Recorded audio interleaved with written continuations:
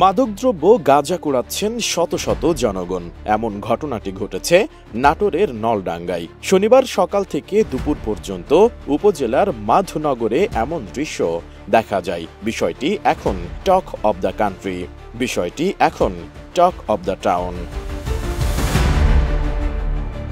স্থানীয়রা জানান, উপজেলার মাধনগর রেল স্টেশনের দক্ষিণে 253 নম্বর পিলারের কাছে কয়েক কেজি গাঁজা দেখতে পায় স্থানীয়রা। বিষয়টি ছড়িয়ে পড়লে শত শত জনগণ সেখানে ভিড় জমান। তারা আরও জানান, একটি গাঁজার ব্যাগও ছিল, আর চারপাশে ছড়িয়ে ছিটিয়ে পড়েছিল প্রচুর গাঁজা। এই খবর শুনে অনেকে আসছে এবং কুড়িয়ে নিয়ে যাচ্ছে।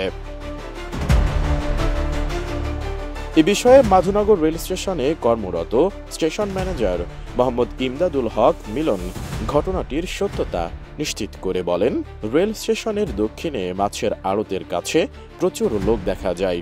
পরে জানা যায় সেখানে জনগণ মাদকদ্রব্য গাঁজা কুড়াচ্ছে।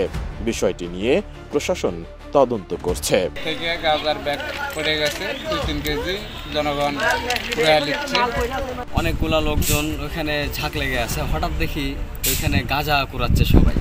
কোত্থেকে কিবা কাহারা আসে ফেলে দিচ্ছে এটা জানা নাই সঠিক। কত গাঁজা এখানে, এত পরিমাণে গাঁজা পড়ে আছে, মানে কুড়িয়ে শেষ করা যাচ্ছে না। পড়ে আসলো, এক মহিলা প্রথমে দেখতে পাচ্ছে, দেখে যে গাঁজা, তারপরে ওই মহিলা চলে গেছে, আর সবাই যে যার মতো পাচ্ছে লিয়ে চলে যাচ্ছে।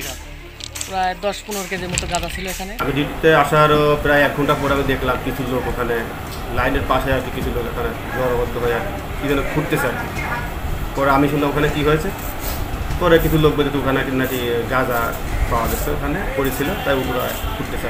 এখন বিষয়টা প্রশাসনিক লোকজন দেখতেছে, তদন্ত করতেছে।